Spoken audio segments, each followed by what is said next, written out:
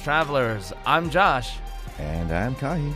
And we're The Genshin guys.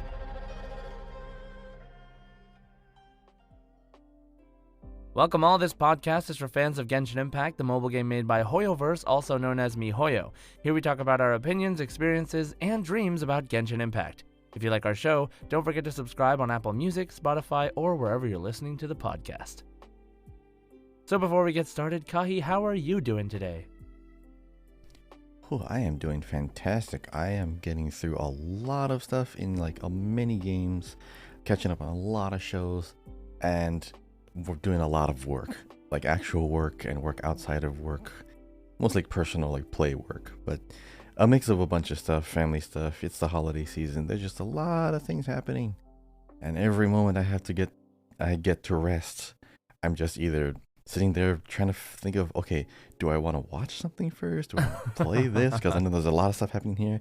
I spent like a good deal of my last 2 weeks, first of all, helping out with the family stuff. Mm-hmm. Then, we'll talk about it in our weeks in Genshin, but I had just been making some, I made 2 little projects, which I'll talk about in a little bit. Nice. But yeah, Okay. just a lot of stuff happening. What about you?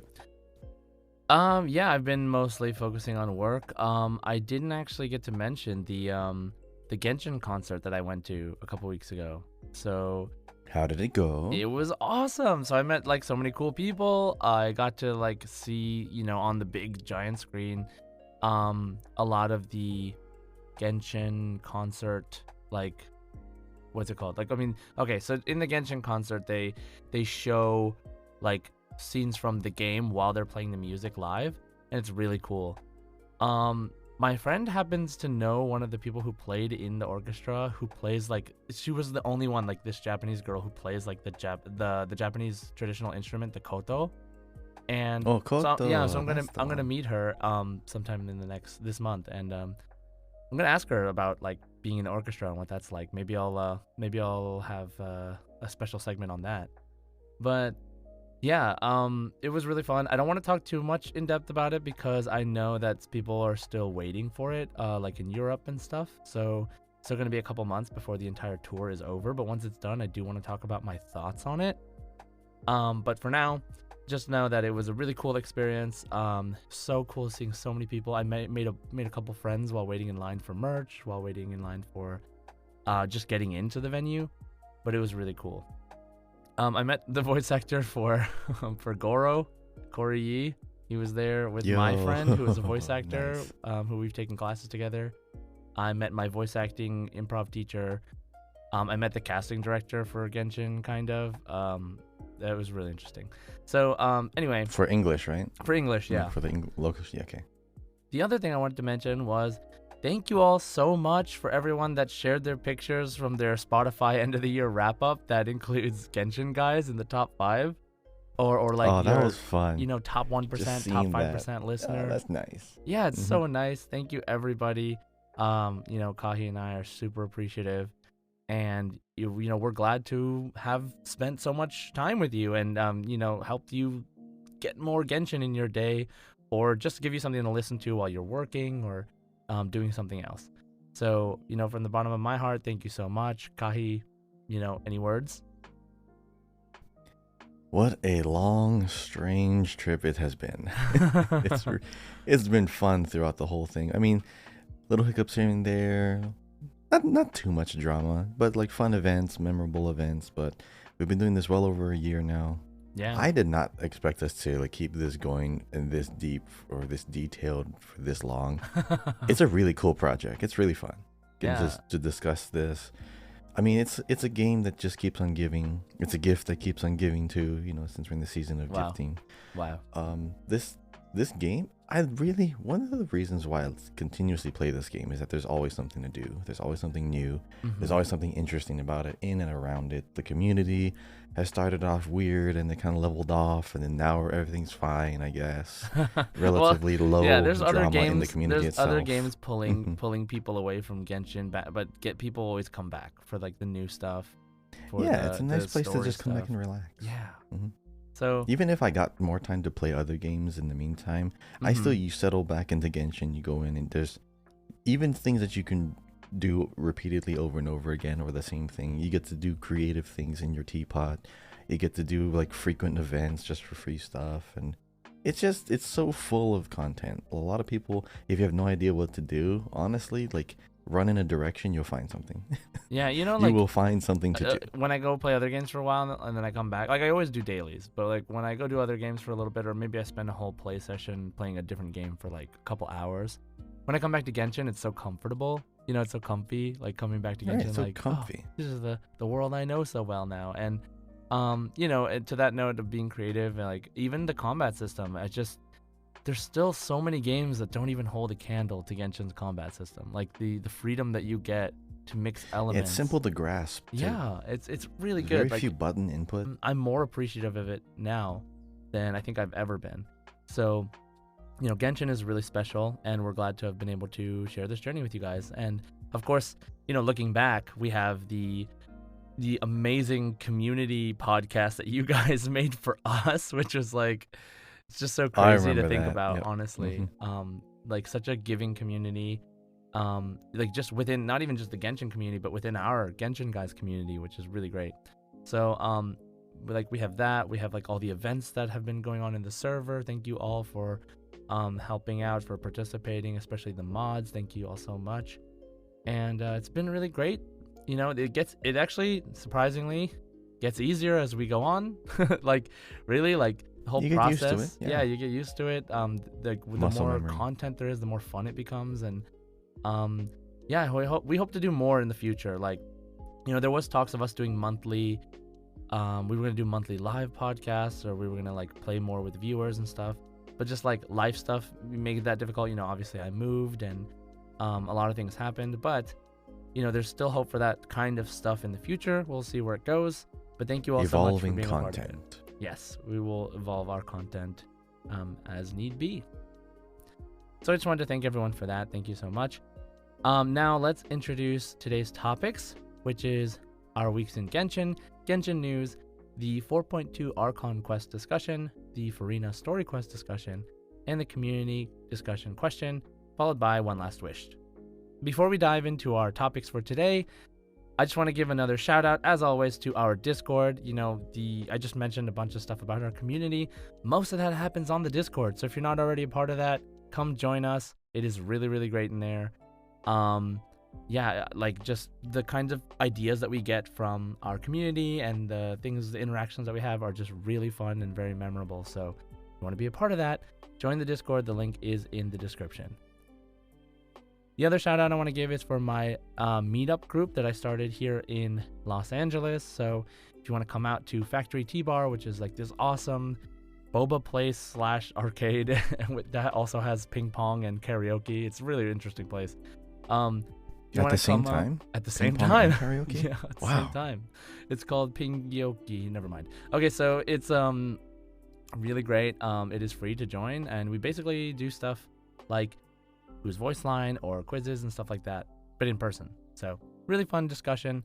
If you want to come down, if you know anybody in LA, send them over. The link for that meetup group is in the description as well. The other thing is it is the season of giving, you know, and you know we all give, and we like to give back as much as we can. But if you have anything that you would like to give to us, please support our podcast using the Ko-Fi link in the description. Every little bit helps us to keep going, helps us to keep creating content. You can donate as much as you want, as little as you want, not at all. But, you know, if you can, we would really appreciate it, because we love doing this. We love hanging out with you guys. And like Kahi said, you know, he didn't think we'd be doing this long. I didn't really have a future plan either. I didn't know how long we we're going to be doing this, but everything that comes our way helps us to justify doing it for longer, and we really enjoy it. So thank you so much. Now let's get started with our first segment, which is our weeks in Genshin. All right, Kahi, how has your week in Genshin Impact been? Well, it has been, was it 2 weeks since our last episode? Yep. Because we skipped one for the holiday season. So I have been on like I guess you could say a rewind tour. I made a little recap video of the Fontaine story summary. That took a good deal of time Oh because I'm trying yeah, to I just. saw that. I heard this song. Like I've had these songs in my like library for so long, and then I just had one on shuffle, and then I was starting to listen to it, and I thought, wow, this really has like some really cool like Broadway performing style vibes to it, and it sounds like really intense, like a trailer. You know what? I could probably use this as like a background music for like a music video. I love making like AMVs and GMVs because it's just fun, like seeing like the animations line up to the music. So I thought, okay, we just finished Fontaine. Or I just finished the Fontaine story. I put the song into like my timeline. I just found all the cutscenes that I could find, and I just kind of like lined up. Okay, this fits here in the beginning, this fits here in the middle, and I just started cutting it up, and it basically turned into like a whole like summation of the entire Fontaine story in like a theatrical trailer style. So I did that once, and it took me like well over a week. And then after I posted that, of course, you had a comment like, "Oh, you should do the Sumeru one too." I'm like, "Oh, great, I probably should." And so I'm like, "Okay, actually, I haven't. I need to recap what happened in previously because I know there's some people that in Fontaine that we didn't actually meet yet." And it started to remind me about, okay, what hints were in Sumeru about Fontaine, at least through the main story. So spent a whole nother week on making that video, which was really fun too, but it was way longer. A couple things popped up while I was just reviewing all like the story elements and footage and scenes. Remember Kaveh? How could I forget Kaveh? Kaveh. Well, the thing is, his mom is supposed to be in Fontaine. Yes. So we haven't met her yet. We have I not. really don't think we have. No. So she's either going to be. I really hope she is going to be like a future like filler patch side story kind of thing, because she could probably be another Dendro character that we're not going to expect in Fontaine. Because you already have that one Electro girl. I hope, because if Kaveh's playable. Yeah, I mean, maybe. we also have that other. What was that other girl that they announced her? She looks like Pom Pom with purple hair. Oh, yeah, I don't remember her name, but she's the one with the gun and the eye patch. Yeah. So that's a new character no one saw coming. Yeah, we haven't met her at all. It's a character we didn't know, brand new. So it's like Kirawa came out of nowhere. Oh yeah. So yeah, I like doing little reviews like after a while because it's a story refresher. We did the same thing about Kai and Ria and Kanomiya when we went there. Yeah, it's always good to do a little bit of a review and have like a reason to do that. But I did that because I was making a video, so I'm having my own fun outside of the game, even though I'm going inside of the game. The one thing I really appreciate the most, as far as a quality of life feature they added, was the archive, the traveler log.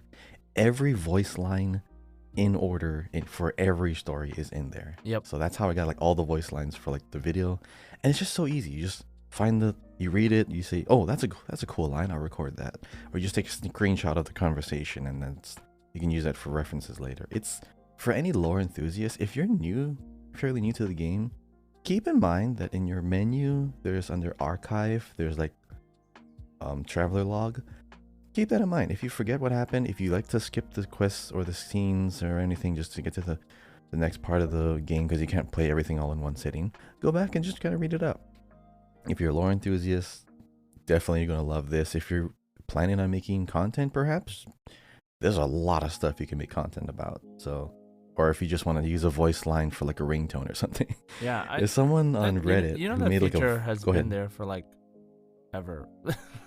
I don't know if it's been there since the beginning. But I don't go to it often, yeah. But I had a reason to go to it now because I'm trying to recap and find things to add to an actual like video. It was really easy to pick out from it. But yeah, just I also for anyone used it who's because this game skipped doesn't something. have the like the log button while you're going through a cutscene.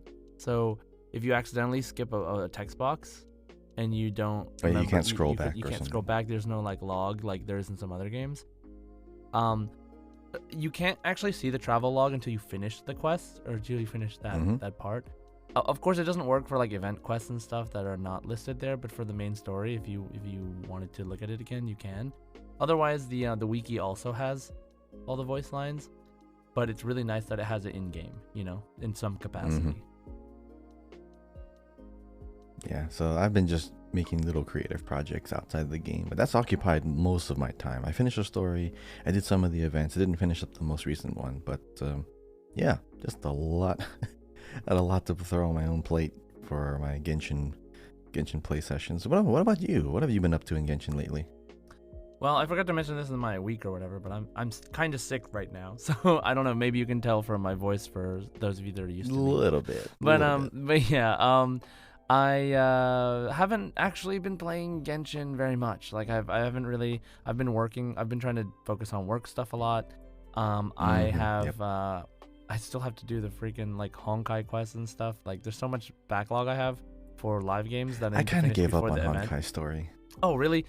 No, I don't want to give up on the It's too story, much. but yeah, I totally get you. Like, a part of me is like, meh, like Genshin is my focus. So, but the thing is, right now, I have not finished any of the world quests in Fontaine yet. Like from the new patch, and there's just so much stuff I need to do. I'm also like working on my NA account simultaneously. So what I have been doing is playing through my NA story.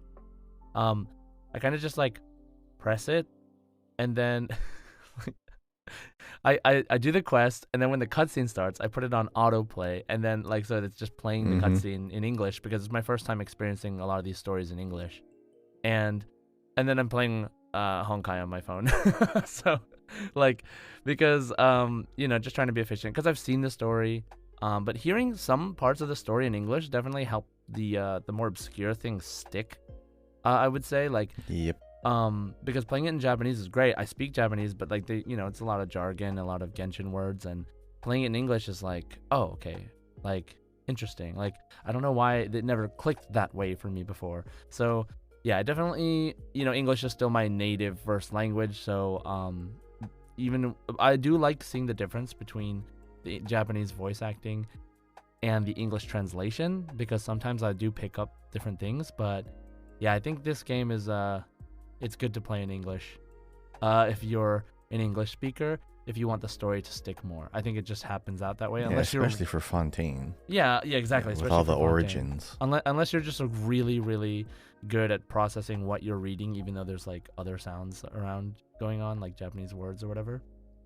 Or that you're the kind of person that reads up on it later. But yeah, it's a different experience playing through it in English for sure.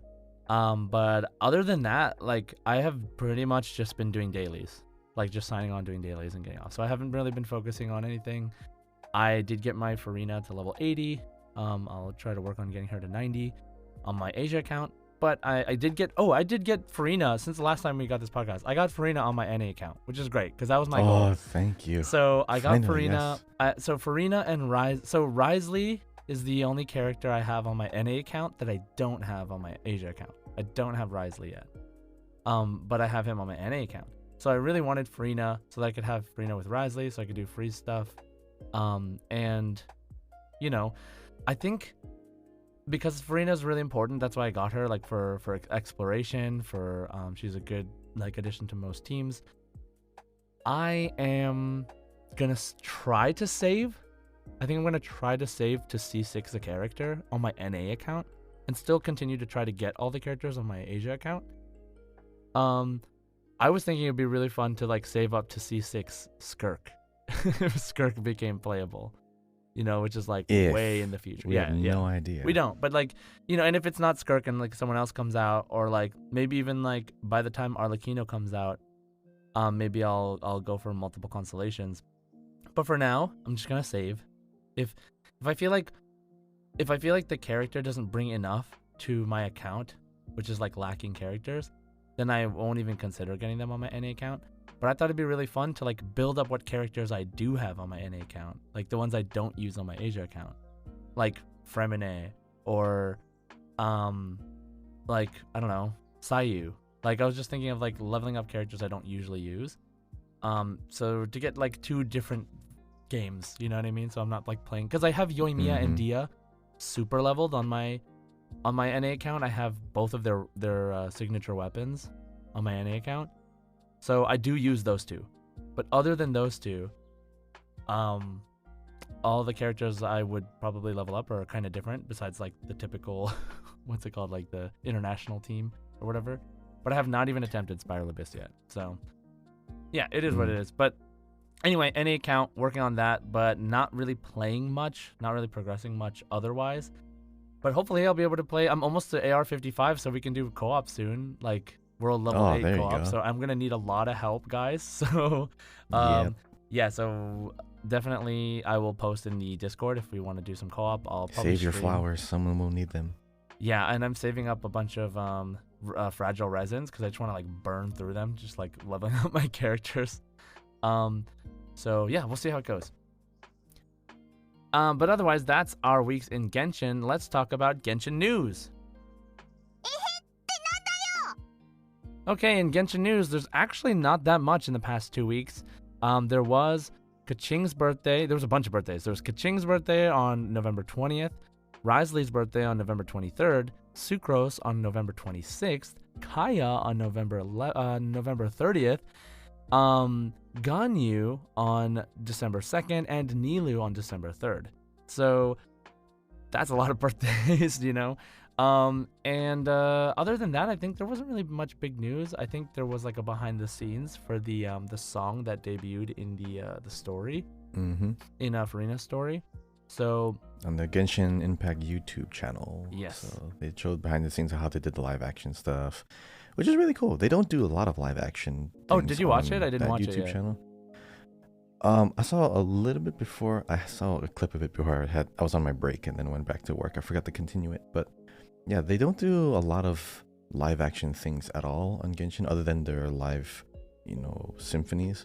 Right. But yeah, definitely keep your eyes out on that. I'm sure a lot of you have already subscribed to like Genshin official media and stuff like that. But these little videos sometimes will have like a little animation in there that's not in the game, or especially when they do those EP tracks, where they release like an official soundtrack, but like a scenic music video, Right. and just put it on their YouTube channel. And there's like flyovers of like a whole zone, which are nice. We have like, camera slow camera movements, which is just exploring the world around. If you just need something in the background, just open up one of those videos and put it on full screen, and just looks beautiful while the song is playing. It's so nice. Nice. Yeah. So that is what we have. I mean, there's no more news. If there's any more news, let me know. But otherwise, I think that was it. There was this isn't Genshin related, but also partially why I think there was not as much news. It is like the mid-patch lull sort of thing. And what's it called? We didn't talk about, maybe next time I'll talk about like the Fremine story quest, which was pretty interesting with the penguin. But the event quest, yeah. Yeah, the event. But this time, during this time, the Zenless Zone 0 beta was going on, which I didn't get into. And then there was also some like Honkai event stuff going on. I believe the banner is changing like today or tomorrow or something. It's like very soon. So yeah, there's other Honkai stuff. I mean, there's other Hoyoverse stuff going on. So maybe that's why. I don't know. I guess the 3 games run separately, but they kind of don't. So, all right. So that's pretty much it for the news. Let's talk about our main topic for the day, which is the 4.2 Archon Quest. Okay, so Kahi, as we get started talking about 4.2's Archon Quest, we're not going to go in super deep summary. There is something that I have planned for the future, maybe the next podcast, maybe the next one, that has to do with more of a deep dive into this story. So we won't go super deep this time, but let's just talk about the Archon Quest in general. Like, what were your thoughts? Like, what are just some things that stick out to you from the Archon Quest that, stick out to you, whether it was about the lore, about the narrative itself that happened in the Archon Quest? Like, what are your thoughts? So, for right away, I can tell the writing is getting better each zone, each patch, because they know how to structure it better, where they can keep you, like, involved without going on too far of a tangent. The writing is more intriguing, it's more compelling. There's a lot of emotion in this one. You get emotionally connected to like a lot of characters. There's a lot of visual metaphors with the rain and the water, and there's a lot of tie-ins, like the whole just theme of swelling emotions, a lot of highs, a lot of lows. Just like emotions are all over the place. I really love how Genshin, all the guys at Hoyoverse, they know how to stick to a certain theme of an element and just like branch off from there and just make everything stick together so well. Writing has been getting so much better ever since like Inazuma. Like Sumeru was super deep, but it was a little confusing because there's just so much kind of going on. But like Fontaine, you could keep up like with each new like quest line. Even though you go into completely different areas and met new people, you always knew what was going on in that moment. You're doing this because you're following this lead. You're doing this because you're trying to introduce yourself to how this mechanic works. The Orchis Mechanique, then at least kind of cut it out. I was waiting if you were gonna say it. Like, I know. I love, first of all, just the overall structure of this story. The introduction, first of all, you met the Archon at the very beginning. Just how she presented herself with such bravado and just her high and mighty attitude. How she, it's a very good she was Yeah. surprised that you were willing to challenge a god despite knowing what she knows about you. She was like, "Huh? Yeah. Wait, what? You would fight a god? What?" You're actually gonna do that? Yeah. And then Claron's right there. Yeah. Okay. I mean, first of all, yeah. Without getting too much into detail, yes, I can noticeably tell that the writing has improved. Storytelling perspective, just how they're using like small little like in-game mechanics to tell parts of like a flashback or a story, or using camera movements. Oh, that's one thing I noticed though. I think Sumeru did camera movement a little bit better. Oh, I was but thinking this about one that too. just did story better. Yeah. Yeah. I love. Okay, that's the Sumeru was very like eye-catching because that was the first time the camera moved at all. Yeah. But then they kind of went crazy with more it acting in Sumeru. Yeah, that was they were great. kind of like doing a bunch of crazy stuff, like because I just played the Archon Quest again, right? They like spin the camera around. They like move it back and forth at different angles. Like I remember that the transitioning. Scene, the scene where Scaramouche or Wanderer is talking to you when he is like when he's like inside your mind. Like you see his. What is it? You go to check on ethereal Hypatia. Form or yeah, something? you go to check on Hypatia. Yeah, and in the it's garden, in the yeah. Paris die or whatever it's called. And then he's like teleporting around and he's talking to you, and then he starts making it like rain lightning and. But like before that, he's like jumping around and the camera's moving a lot at different angles, and it's just really interesting. So yeah, Very dynamic. I totally agree. Like Sumeru had a little bit more robust camera movement, but yeah. I mean, from surface level, if you're trying to keep our discussion a little bit shallow today, and we'll keep the deep dive for later. Yeah, writing is good. The coloration really helps tell like the emotion of the story, because you have deep blues, you have dark grays. You can tell everything has a hint of sadness to it. Fontaine isn't as colorful as Sumeru because it's not as full of life and fauna and flora, so it makes sense why the bright greens and all like the brighter colors exist in like a forest or a jungle. But for a modern city like Fontaine, it's kind of, I wouldn't say monotone, but it's the color palette's on the same temperature level. When you're in a certain area, there's nothing too striking, nothing too bright that stands out, but it's more structures that stand out. Like the building is over here, or around this bend you have a building over there, but they're all the same color. Especially when you went to the ocean though, things that are colorful, it's because that's how the plant life or the animals are supposed to be noticeable for a game mechanic reason. But it's just, everything's so well built. It's so much more detailed than the previous zones. I mean, when you compare like Mondstadt to Fontaine, it's like night and day difference. So you can see and sense and just feel steady improvement in like all categories. So Fontaine is, as far as story goes, yeah, Fontaine is definitely my favorite. Even more than Sumeru. Sumeru had a really cool story, but I just like how this one unfolded.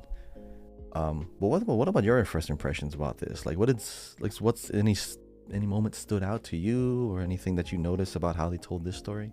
So yeah, I mean, I definitely agree that I really enjoyed the way that they did the narrative this time.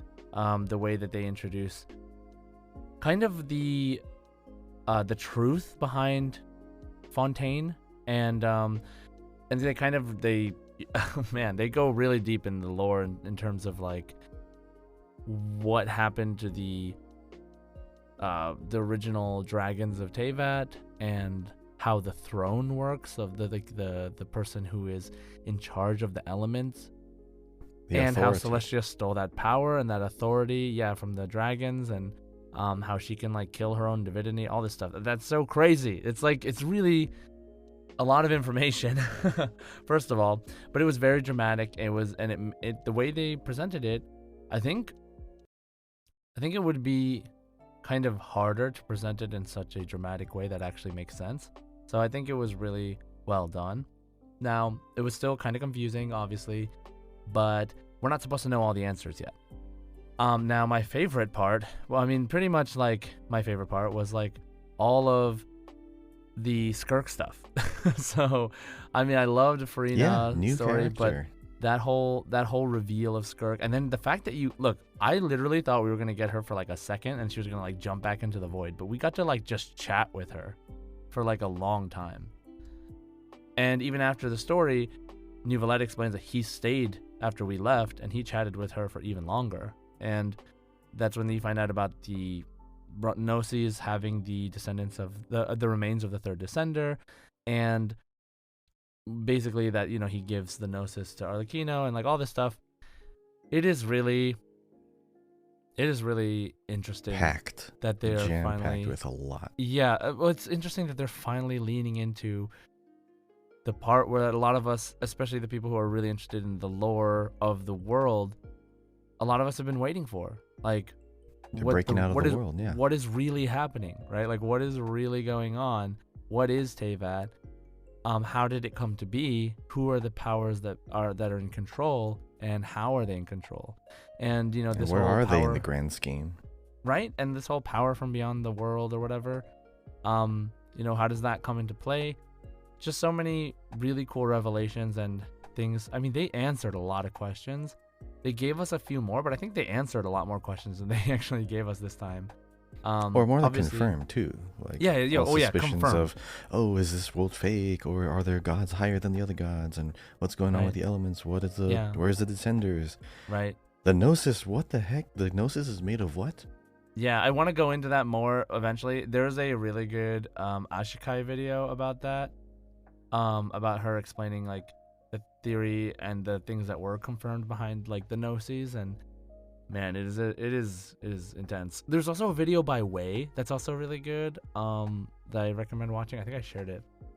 But yeah, there's so much. This quest has is the beginning of us understanding what's really going on in Teyvat, which I think is going to be insanely important as we jump into Natlan, and also into Snesnaya, when we finally meet the Tsaritsa and see what happens, because we're supposedly going to align with her, right? If you look at where the story's going, because she's fighting against the heavenly principles, and so is your sibling, and they're not like working together, but they're not working together. So there's a lot of really interesting implications when it comes to like going against the gods in this game. Right. Yeah. So yeah, I mean, and there was the whole thing with the prophecy and Celestia banishing, punishing Furina, and the fact that she was able to like, or I guess not Furina, but Focalors, and like how Focalors was able to trick Celestia, I guess, like hide her plan the heavenly from principles, Celestia. right? Yeah. Mhm. Oh, from the heavenly principles, yeah. But like who basically runs Celestia, right? So yeah, this whole thing is really interesting. That way that they presented it, and they kind of show you what's possible and what's been going on at like the same time. Yeah, it's incredible. It's like it's kind of as a it's I mean, it is similar in the time when we found out that you could rewrite Irminsul to change the history. Like it was like that. It was like stories can you know? encrypt. Yeah. Stories can encrypt data or encrypt reality or history or something. Yeah. So even if your memory is wiped, the story, even though it's not related to what actually happened, It still happened. a metaphor for what happened, so you know exactly. It's a record. It's a record, right? Like that whole revelation that made us like look back at everything we've done so far and look at it differently. Question everything. Yeah, I think that has kind of happened here, but it's also given us a glimpse of the future in what powers may come into play, right? Like, oh man, there was also the thing about Child and his vision, which I won't get into this time, but like, you know, like I don't know, just a lot. But I love Mhm. one of my favorite moments was like when Skirk just threw Child into the void. It's That just was hilarious. just I was like not expecting that.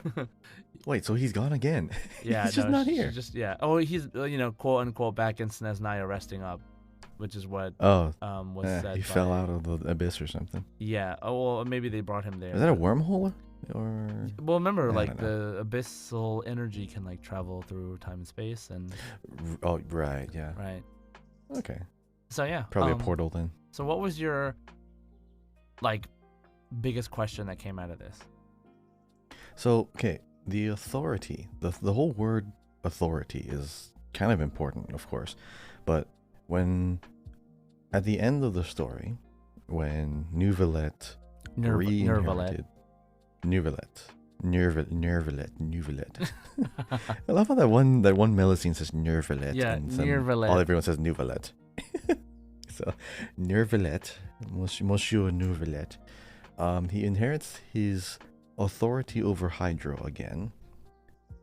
So he is able to then say, okay, now that I have this authority, Fontaine, your sins are forgiven. He now has that ability, power, and authority to do that.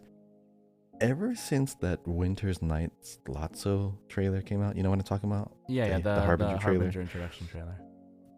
Ever since then, the one line that keeps echoing in my head was when Piero, the head Harbinger, says, we will seize authority from the gods. And their goal is to get all the Gnosis. Their goal is to overthrow any power above them and bring the power and authority back down to like the planet or human level. Right. So if Neuvillette now has the authority over Hydro, is he now in the crosshairs of Harbingers, or are the Harbingers gonna try and now maybe align him with them? Because they're not fully like chaotically bad or evil. Right. I mean Arlecchino, what surprised me, yeah, Arlecchino was fairly like calm and level-headed throughout this whole time. I mean, there was only that one close incident with Furina, but she didn't cause any problems. She wasn't involved. She's just very menacing in their whole discussions. But as time goes on, you're really learning more about the Harbingers than anything else. Because if you have a Harbinger who's planted right next to the Archon, not doing anything, and who's genuinely helping the people escape and like, they had the whole incident with the flood. Yep. If you have Harbingers helping and Fatui helping, you can't really say they're all bad. So you're justifying all of their intentions. Hey, Child's a Harbinger too. I mean, he was the first Harbinger we met, kind of evil frenemy. Right. So it's. I mean, we met Senora before that, but yeah. Yeah, I mean, Senora. It was. I have a feeling Senora was just meant to keep us on the edge of our seat. Like, hey, they're still kind of bad, but they have their own way of doing things. Also, so you don't cross like them at characters can be killed, right? Like. Yes. Oh my God! Please, Arlecchino, don't leave. We just met you. Mommy, daddy. No, please. Okay, so but that's a great question. I think that's awesome. Like the phrase authority.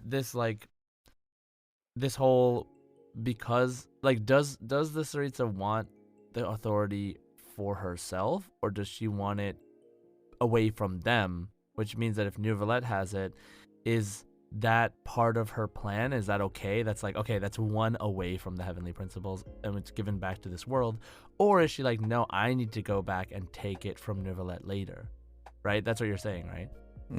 Yeah. Like, is the target shifted? Is the Gnosis really the only thing they need because their whole goal is to seize authority? When they say they seize authority, do they want it for the Tsaritsa? Do they want all the Harbingers to have a Gnosis? But there's 11 of them, so how are they going to split it up? Just their grand plan. What did he also say in that trailer? He said something, absolute peace. Like, what does that look like to their eyes? Because he also wants to have the resting place of Rosaline and Senora to be the entirety of the old world. what does that even look like? What does that mean? Huh. Like, does he want to revert back to how it was before the Archon War, where we have all the power and Celestia didn't even exist? Is he trying to rewrite history? Are they trying to rewrite everything? Reality itself? Do the Is he Gnosis trying to have say that he power? wants no more death?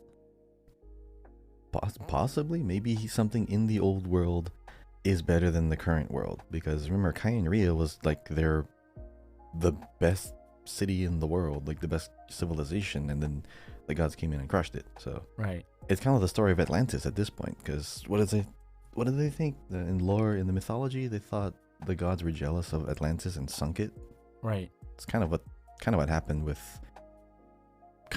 Fontaine in a way. But yeah, just I really am aligning more with the Harbingers for whatever chaotic neutral reason I have. They're just way more interesting at this point. I mean, any antagonist in a story has way more interest and intrigue than most of the heroes, because the heroes just have to do good. You don't question it. You have to always question why the bad guys are doing bad. And that's the whole point of why you're trying to figure that out and investigate. Mhm. But I love all the callbacks. I love how they're widening the scope of this world and the universe around it. It's just so deep. It goes so well. I can't wait for that discussion later on. I know I'm going on a rant here. I'm so sorry. No, it's But good. there's It's good. just so many interesting things about this. I love Fontaine. The story is great. The characters are great. And we're only going to get more and more. We're barely halfway through this patch. Yeah. There's like at least 6 more patches, or what, 2 Mm. or 5 more patches maybe? Yeah. Maybe. We'll see, right? I mean, supposedly, someone, Solito from the mods in the server said something like, I don't know if this is like actually why, but like, you know, we always go to 0.8, like 4.8 or 3.8 before we move on, yeah. because if we went above that, it would be over a year that we'd be in each patch. If we went to Yeah, that's a little 4.9, much. it would be over 52 weeks, right? So Oof. yeah, so it's 8 times 6 weeks, because each patch is 6 weeks long. So that would be 48 weeks. So if we did 4.9, it would be we'd be like 54 weeks for, 4.x, whatever. So maybe if they Archon really stories want last like 3 patches. yeah, 4. Usually 3 patches. In Sumeru, in this case, Mm. it was like, 3.0, 3.1, 3.2 kind of thing. But then, the story continues in story quests of the Archons and interlude quests.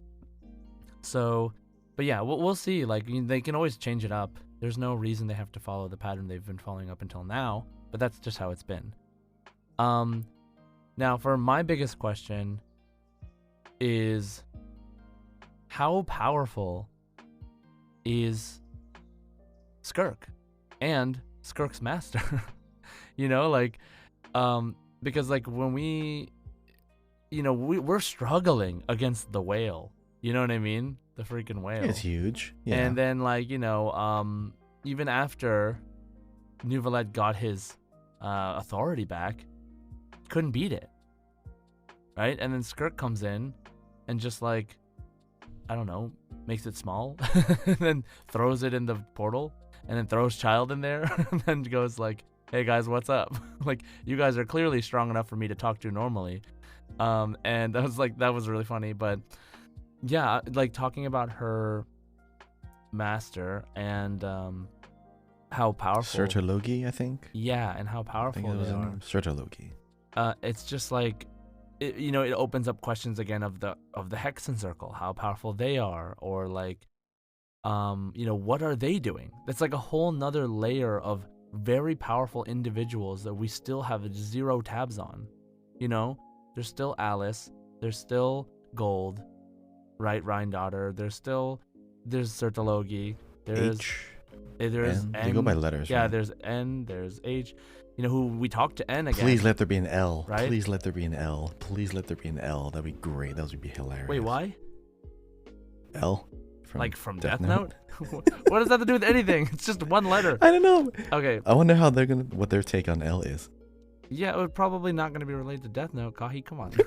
You know how old Death Note hilarious, is though. now? You I imagine know, but they're it'd be like, funny. this is the last one of the Hexen Circle. L. I planned everything. Everything going according to Keikaku. Yeah. So yeah, like we'll see. But like this is a whole another layer of people who we're thrown back into thinking about every once in a while because of like that spring event that happened, or or the summer event, whatever it was, like the Mondstadt one where we all went up and talked to Alice for a second. It's still very much unclear, like what it is they're doing, how they're involved, even though they're all powerful enough to know what's actually happening in the world. But yet, are they doing something about it? Are they just observing? Like, we don't really know much about that side yet. And how are they going to come into play when we finally face the Heavenly Principles, which is what I'm so interested in. So getting to meet Skirk and her talking about her master and how he's like, searching for perfection or whatever the heck it was, and how they're all like that. I mean, really, like, where does that come into play later? And we're only seeing a glimpse of that power right now. And man, the whale fight was so beautiful, like being in that like space, that like otherworldly space, the Sea of Quanta or whatever. Or no, not Sea of Quanta. What was it called? I'm not too sure, but when you said Quanta, even by accident, you know what it reminded me of? What? So in Honkai Star Rail, the quantum element is like a little purple circle with like a slash through it, which kind of looks like what the whale turned into, a little circle with like a little warping slash in the middle. Yeah, well, the symbol is the same as that. Yeah, Sea of Quanta is the name of the wibbly wobbly timey wimey area from Honkai Third Impact Third. So that's why I accidentally said it, because it's kind of that. Yeah, so it's a sea. Yeah, it's kind of that, but it's kind of not. No, it was the Primordial Sea. That's what it was. The Primordial Sea. And the Primordial Sea water and like fighting the whale in there. It's so cool, but it's so many implications of like what that space even is in regards to Teyvat. So yeah, this story opened up a bunch of paths, a bunch of ways to think about what might happen, how it relates to the greater universe of Honkai, the Hoyoverse, so to speak. Just keeps getting bigger. Yeah, and like, man, like I'm excited for like what Genshin's gonna look like in like 2-3 years, because if you look at Honkai Impact Third, that game went from being pretty tame to just being insane, and all the characters being insanely powerful, have insanely cool abilities, and the story just going haywire. Like, I'm wondering if Genshin's gonna get to a point where it's gonna be like that, where it's gonna be like, it's already at a point where like, if you join the game late, catching up is very difficult in terms of story. Like, you have to put a lot of effort into catching up with the story, and there's even stuff you can't replay. But 3 years from now, how's that gonna feel? Because the story's the bosses just keep getting bigger too. That too, that is a thing. Sumeru, the boss arena in Sumeru, when we were fighting Scaramouche in that big mech, was huge. Yep. The boss, the model, the physical model is huge, and then now we have a literal space whale. It takes up the whole screen. Yeah. Like, the scale just keeps going up. Like, you remember Gurren Lagann? Yeah, exactly. I was gonna say something about. How you went from an underground like mole city of people, and then the scale up to like they like throw giant universes mechs at each in other. space, Yeah, throwing galaxies. Yeah. Oh yeah, throwing galaxies. It's gonna be great. I love almost seemingly infinite stories. Yeah. That just, you don't know how far up it's gonna go, but once you are aware of the next scale up, or like, what is that thing? There's like a physics thing about. Oh yeah, civilization types. Yeah, I know like what you're talking about. A type 1 civilization, Yeah. type 2 civilization. We can't even sense the next type up.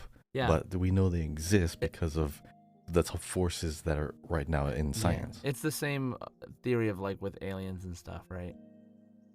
Like there's the theories that like there's a Fermi society. paradox, I think. Yeah, there's like the theories that there's societies that are so high level that we can't even perceive them except for like little things. That's so hard for us to fathom. It's kind of like that. It's kind of like Hunter x Hunter. Imagine an ant saying, "Where is everybody?" Yeah, literally, like it's stuff like that. Like you can't even fathom the scale of the universe. Well, it's really interesting. Can't wait to see what we see next. Now let's talk a little bit about Furina's story quest. which Oh, I liked there it. were I really did. there were so many critiques online about how mean Paimon is, like uncharacteristically mean that Paimon's writing is in this quest for some reason. Did you get that vibe? Because I did kind of get that vibe, but I only understood it more when I started looking at not the things again. really. Dude, Furina literally says at one point, like, hey, like, what the heck? Give me a break. Like, why are you being so mean? Like, she literally has a voice line that says something like that. Like what's gotten into you today, Well, Paimon? Like, that kind of thing. I mean, Paimon is just gonna Paimon. Like you know, I don't really pay too much attention to Paimon. I know we technically should be. Paimon has been pretty good recently. Like, Paimon has been like, yeah. I was paying more attention to Furina, but right. I forget what was the voice line. What did Paimon say to like that was me? Like you can't cook or something? No, there was like a bunch of just You don't know like, how a to bunch cook? of stuff. I don't know. We can look it up later. But like, point is, that was there, and a lot of people agree with that, and I just sort of remember it being there because I really was just focusing on Furina and what was happening with her. So yeah. But what are your thoughts about that quest, about Furina's quest?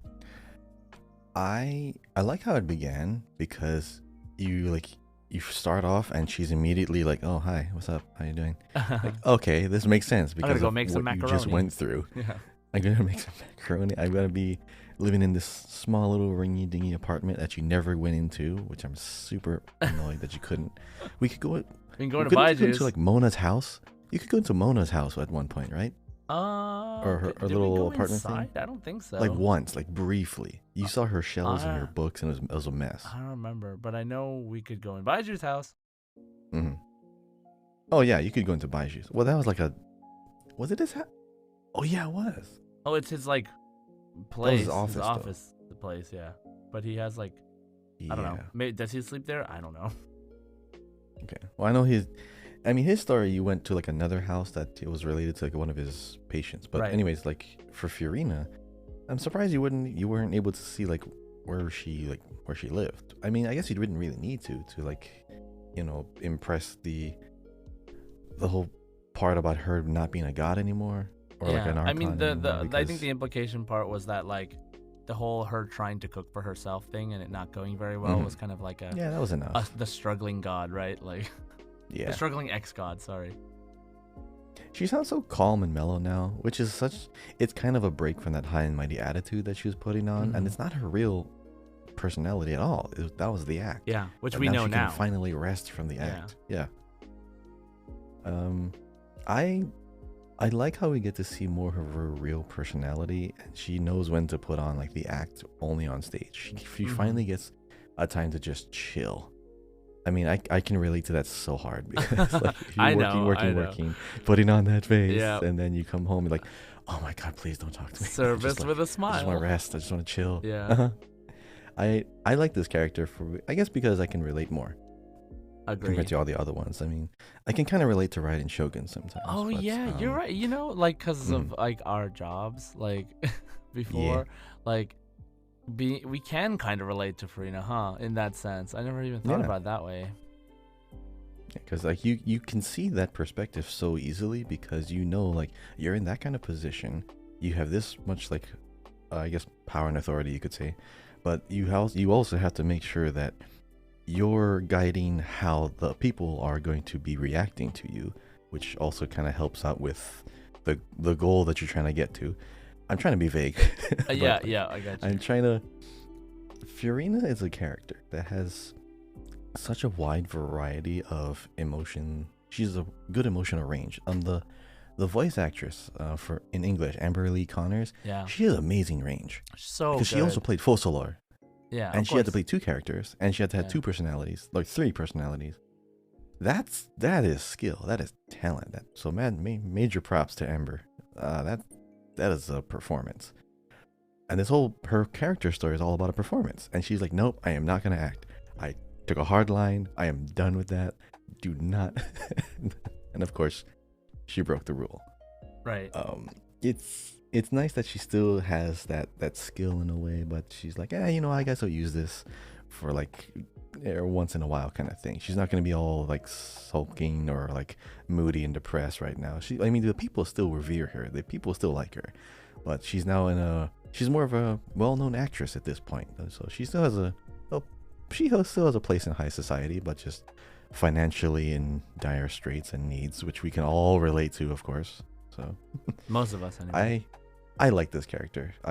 Character story it's a side story. It's like a glorified hangout. I like it.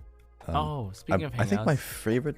Yeah, did you have a favorite moment or hangout? I did, but no. So sorry, I meant to mention this earlier when we were talking about Kave's mom. I was thinking that it would just be like a second Kave hangout quest where we would like meet her. But I didn't think of her being a playable character. I thought of her being like a NPC, but maybe she's a playable character that we meet through his hangout first time, That'd and be we nice. don't. Then like like Baiju, she's just not playable for like 3 years or whatever. Yeah, we see her and she's just gonna be in the background forever. Hey, the longest character that we've actually physically seen in game that we still can't play as is Dane's left right now. Yeah, because he just keeps popping up every year. And he probably won't be playable for a very long time. Which also, side note, reminds me of this other thing that I saw from like a theory video. I think it was from the Way video I mentioned earlier, but how there's like a there was like a thing, there was a line in the game that was like, there are so many stars in the sky, but there's only as many as people are lazy to count to, or something like that. And so the elements might be the same. Like there's 7 elements, but maybe it's because people are just too lazy to count past that. There was like a line in the game somewhere in the like text that says that. And it's like, oh, this is like a straight up implication Not that a there are spoken other line, elements. but like a no, written line. like a written line in like a description. Okay. Anyway, I'll send the videos and stuff in Discord. But yeah, as far as Furina's story quest, like I don't know. It's kind of like, it was a nice story quest in general. Was kind of boring. It was a good break from all the. It was a break. turmoil, Yeah, it was a yes. break for sure. It was kind of boring, but the middle part of the story was kind of boring, but the end kind of made up for it because Furina. It's very lighthearted. It's casual. Yeah, it's not too serious. It was. It's it a was very epilogue or something. Yeah, it definitely felt like that. So I'm really curious because every Archon second story quest that we get is a boss fight. And it's usually some kind of major story related thing, whether it's about the past or it's about the future or whatever. Usually it's about the past, I guess. But in Nahida's case, it was like the Pep story quest, which is about the future. And in Zhongli's quest, it was about Azdaha, which is about the past. Raiden's quest was about the fighting Raiden Shogun and inside her inner world, which was super important to the past. And also our understanding of what happened in Teyvat 500 years ago, in Inazuma specifically. And this whole, oh my god, I don't know if you remember this, but like freaking like when you fight your inner Raiden Shogun and she like accepts herself, like when she fights herself for like 500 years and then she finally wins, she gets like a recorded voice message essentially from Makoto. From Makoto. Yamiko? No. Or Makoto, yeah. Makoto. And she there's like a seed, and she plants that seed in this like plane of Euthymia, or whatever it's pronounced. And then that seed is what planted the Sakura tree in the past. Do you remember that at all? Wait, hold up. That's how it happened? So basically it's like this. Inazuma before, and Makoto, there was no giant Sakura tree. There was just a mountain there. It was Mount Yugu or whatever it's called. And then I think it's Yugu. Yeah, then they went to Makoto went to the fight in the Archon War. A came back. A went to go after her and left Inazuma to kind of crumble against the monsters that were there at the time. But like was like relying on her team to her friends to like take them out. But then Kitsune Saigu died and like all this stuff happened. And then Makoto dies in Raiden's arms. When Raiden comes back, there's a giant Sakura tree there that was not there before, but everyone was like, this tree has always been here. What are you talking about? Like, this tree was always here. And then so she's like, okay, I guess I'm the one that's crazy. You go through her story quest. She fights the inner Raiden, or she fights the Raiden puppet in the plane of Euthymia, and then she wins, and then she gets the seed from Makoto that says like, hey, like this is the last of my consciousness and the last of my power. I was gonna give it to you when you finally awaken the Muso no Hitotachi, and come to accept like the true meaning of eternity, and like you've like gone over your stubborn ways. This seed is like, I don't remember what she says, but she's like, this seed is really important or whatever, so plant this well or whatever. She plants it there in the plane of Euthymia at that time when you're with the traveler is witnessing all of this, and that seed becomes the tree. And then she's like, now I understand how the tree Wow, I can't believe I forgot that. Yeah, like I said, like watching it again in English and just recently, because back then we weren't as invested in the story, but now it's like, what the heck? Because we didn't know the implication of the tree. We just think it's metaphorical, or like, oh, hey, well, that's like all this thing. All that, like it's like just there's so much of this going on. So anyway, that was really important. That was the second story quest, and Venti's second story quest was oh, he doesn't have one yet. Yeah, I don't think Venti has a Archon or his own story quest yet. Yeah, Venti doesn't have a. Does he not have any story quest, or does he just not have a second story quest? Not too sure. Okay, anyway, well, Venti doesn't have his thing yet, but I think I'm hoping and waiting, because Venti is super important to like Teyvat lore, and I'm really curious if they're gonna bring more of that back if we go to, because I still think we're gonna go back to Mondstadt in the story before we go to Natlan. So we'll see what happens, because like, you remember how we got like a bunch of desert in Sumeru? Yeah. Like after the main story had already happened. Like, maybe we'll get, instead of more Fontaine, well, because Fontaine's not that big actually. Maybe we'll get. I mean, we looped around. Like we went. So we went from Mondstadt, we went down south, and we went west, and then we went back up. So there's this big middle patch of nothing between Fontaine and Mondstadt. I kind of hope they fill that out before we go to Natlan, because I mean, Natlan could be like an island nation, like in the middle of nowhere, just one big island volcano. But Natlan is definitely in the top left. Yeah, I would believe it. Yeah, I don't know. I don't remember if there was like actual thing for that, but there's a reason that people think Natlan's top left and Snezhnaya's top right. Yeah, so Fontaine's still going to expand a little bit. There's still no, we're not done. I think there's still it. more space that you can physically see that we don't have access to yet. So once that's filled like there's out, more parts of the desert from Sumeru. Exactly. So once that's filled out, then what, right? So anyway, so story quest. So I'm maybe Furina's second story quest is going to be way more involved with like her history, but I'm really curious because like she's not really an Archon anymore, never really kind of was, right?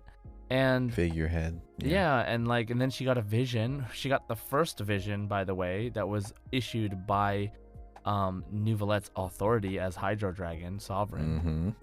I don't know if you noticed or if you knew that, but her vision that she has little dragon claws on it, and that's the first of its kind. Oh, I did not see the claws. Yeah. Okay, that was interesting. It also has... I had a suspicion it was Nouvelette, yeah. But, it also has controls over Numa and Oisha.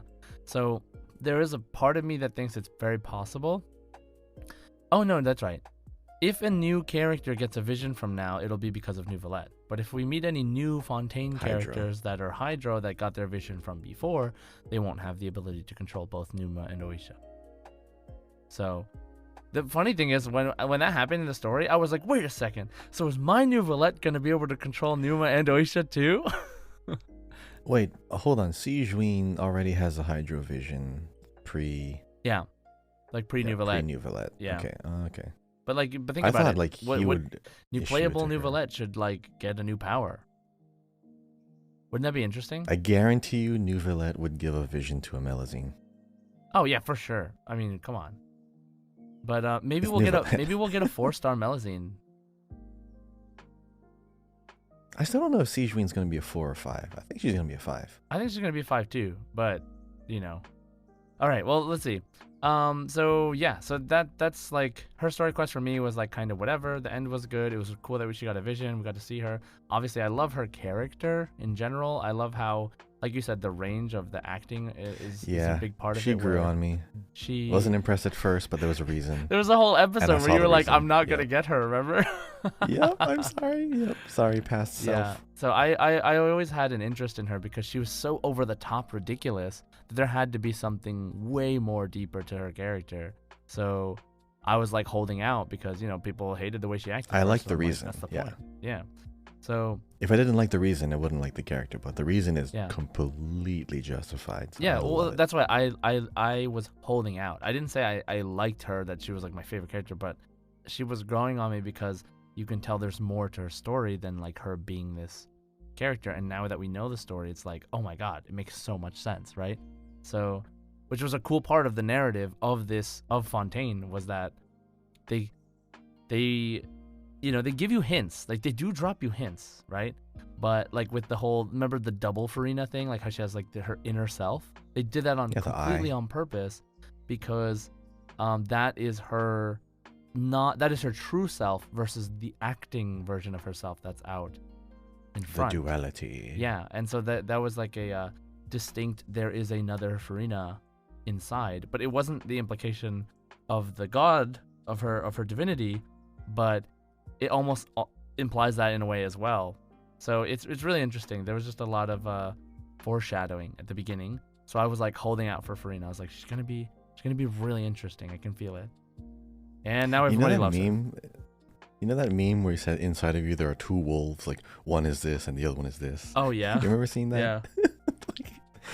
yeah. There's so many variations of that, but some people are like one that cries a lot.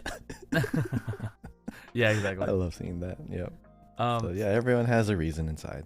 well, overall, the story quests were so great. What was my biggest question? Okay, let me start. My biggest question with the Furina story quest is, where is she going to fit into society now? Like, is she going to be a regular performer? Like, she said she's like, maybe I didn't hate the stage as much as, like, maybe my return to the stage isn't as bad as I thought it was going to be. I mean, that line And alone kind of suggests it. yeah, so I wonder if we're gonna see her more in that capacity during like events in Fontaine, or that have to do with Fontaine, or what? Because, dude, she's not the Archon anymore. Like, this is the first time we've just like met someone who's just not the Archon anymore. Like, they were the Archon, they're not. Now New Valette is the quote unquote Archon, but he's not even an Archon. He's a ruler of, the Dragon Sovereign, which you kind of have to say it that way. Otherwise, you're implying that he works for Celestia, which he doesn't. So, dang, it's so crazy. Anyway, what is your biggest takeaway or biggest question from the story about Furina's story quest? Well, Furina, biggest takeaway is that she now has her own vision. She still has power. She's not godlike level or Archon level. She's pretty much just like a really good Hydro user. Mm-hmm. She's now in a place where she does not have to affect the major plot of the world going forward, but now can be a side or support character or like a background character. She does not have to. She's not going to play a part as well or as important as New Valette now. If there's any like a overarching world story, she's not going to be involved. It's going to be like New Valette is probably going to be the one character they're going to pick from Fontaine if they ever had to bring back a reference or bring characters forward. If anyone had to like be plucked from their main city or hub into a new conflict in another city, Furina's not going to be involved. So we're probably not going to see her again in the main narrative. I wonder how often we'll see New Valette. Well, he's in a very, very curious situation because first of all, he's a dragon. Second of all, he's now issuing visions on his own accord, his own behalf. He sees authority back from, the Archon line of, lineage, I guess you could say. So that's already new. That's already a shakeup in the world. And then you have Skirk, and then you have all, everything about Fontaine and the Primordial Sea is more in tune with the origin of the world, because the Primordial Sea was there since the beginning. Even, I think, before Sumeru. Right. So Sumeru had like roots in the world too, but Fontaine goes deeper. He goes outside too. So the scope, the scale is just getting bigger because New Valette is going to be more of a driver of this new trajectory. He's especially because he's a dragon. Natlan is also a nation of dragons. He might, I don't know, maybe he shows up in next patch too. Well, he does say they're not dragons like him, remember? Or like it can be, it's a nation of dragons and like of warfare and stuff. But right, yeah, there is a pyro dragon sovereign, but they're not. Some of them aren't public. He was like, I would not be welcomed in that land. Oh yeah. Yeah, he said that. Oh, I gotta redo all the lines again. But yeah, if Natlan is a nation of dragons and they won't welcome New Valette, maybe there's a story behind that too. Yeah, because they're dragons that have been there throughout the centuries. Like they've been bred a certain way and trained. So that's what it sounds like from what he said at the end of the story quest. Like that end of the Archon quest where you can ask him a bunch of questions or whatever. Like that's when he says it. So yeah, you can check that. I think it was just hanging on the fact. I'm just hanging on the fact that Natlan is like gonna dragons, either dragons or dragon people. Dragon people. That'd be great. This is Burke. All right. That'd be great. So yeah, that's pretty much it for our discussion of the story this week. We'll tune in next time, sometime soon actually, and I don't know if it's next time, but we will be doing another dive into the discussion about the story quest in Fontaine. So we will get there soon. Look forward to that. Make sure you're following the channel and maybe subscribe to the Discord. And yeah, so we'll go to our next topic, which is the community question discussion.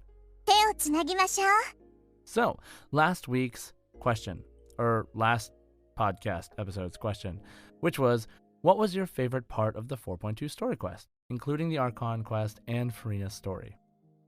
All right, so I'll say we kind of talked about it already today, but my favorite part was meeting Skirk after fighting the giant whale. Everything about that encounter was just mind-blowing and like really nice to really get the time. Like we learned so many revelations and thought it had so many things to think about just from that one conversation. So that was cool. What about you, Kahi? What was your favorite part of the 4.2 story quests? New Valette, just gaining the power of God back. I mean, he's like now in charge. That is like shake up. That is like, it's like that thing where everyone's like, oh, New Valette's probably the Hydro Archon, but he's not. But oh, he kind of is now. He's better than an Archon. Yeah, actually, it was dragons and Archons are kind of on the same level, if not higher. No, dragons are higher for sure. Like Archons are only definitely a portion of the controlled power through Celestia kind of thing, right? But dragons are they are that power. Like the power was stolen from them. So yeah, okay. Oh, right. New Valette. So let's see what the Discord people are saying first. Not that we're showing favoritism or anything, but yeah. Oh, we are. So Fox with Wing says, OMG, the lore bombs. The bit when you encounter Skirk and she tells us about how the Gnosis are remains from the third Descender's body, and the whale's fight was so epic. This whole quest was utterly amazing. Agreed. Solito says, Skirk tossing the child, being super confident. Lore implications. Oh, it was great. He said tossing the child with E in parentheses, by the way. Another part that got me was that all Fontainian children are brought by the Stork Fountain. That's so true. The whole revelation that like giving birth in Fontaine is because you are wishing into the water and not that, right? I actually had that thought, like, because the Fontainians were Oceanids all this time, and like you could do whatever you wanted and you wouldn't have a kid unless you went up to the fountain and asked for a kid. It's very very interesting. They had to make one. Yeah, literally make one. Literally had to go make one. Sarah Q said the best moment was when New Valette regained his powers. He flies into the sky and overrules the prophecy by turning all Fontainians into regular humans. Yep, I kind of figured Sarah's answer would be on par with Kai's answer. That was a moment. Rye606 says, in my honest opinion, I think this is the best Archon quest so far. All the lore bombs were great and honestly amazing, and how Nuvalet's power was spoiled by his last Ascension voice line came back to him. But my favorite was this little detail where Focalors and Furina danced on the stage before Focalors' death. It was so hauntingly beautiful. Yeah, oh man, it was creepy, for sure. Like, yeah. Cloudy says, Focalor's execution scene was so sad, but it was really beautiful at the same time, and I loved her conversation with Nuvalet. Our little Hydro Queen deserved to rest after so long. Yeah. Stormy Katie says, outside of all the things we learned about the true Archon and the prophecy, my favorite part was to finally see Furina's true self. Nice. Emil Strange says, can't choose, so many good moments. Linny pulling off the huge magic trick, Nuvalet and Focalor's conversation, the dance, that scene after the flood Furina came out and saw the prophecy was wrong and everyone survived. The music just hits so hard at that scene. Yeah, the music was hitting hard all over the place. It was so good. Like, the Genshin music. Enjoys Genshin too much. The part where I lost the 50-50 to a C1 Dia, it was actually when Furina and Focalor both started doing that dance. C1 Dia, congratulations. Congratulations. I like how this is the first half of this is like the part where I lost 50-50 to a C1 Dia, and then in parentheses, it was actually my favorite part was actually when Furina and Focalor both started doing the dance. Raccoon Warlock says, I was floored by the scene of Focalors and Furina dancing in tandem. It was so good. I loved Furina's story quest, but I'm really hoping she doesn't act on stage again. I think she's better as a director. Okay. Emmy says, crying Nuvalet. I don't usually cry with, well, anything, but seeing Nuvalet broken down while having to still commit the authority role that was given to him pained me so much. Same for Furina. She suffered the most after all. Broken down, crying on her throne, thinking that everything was done for. It hit me so hard, and I relate so much. Nice. Ramen Amendment says, the whole Archon quest was so moving, I don't even know where to start. I'm still internally sobbing and trying to process everything. I really love the whale domain, though. You can see the devs really put much effort into all of the fight and the environment. And I love the starry theme it has. Personally waiting for some cool photos from there. Nice. So I guess you could say that thing was well done. Okay. All right, Kahi. What are the people on Spotify saying? All right, so Spotify. Okay, so Lulu says Skirk. Basically Skirk. But also Furina. What? I did not deserve... What is it? Did not deserve that during the Archon quest. Also, Forcelor was cool. I like her. Too bad she's dead. But also Skirk, super cool. Also, she yeeted child into the abyss. What? Yep. That is hilarious. The Prinzessin der Vertulung says, I love the final part of the Archon quest, especially the part where Forcelor was executed.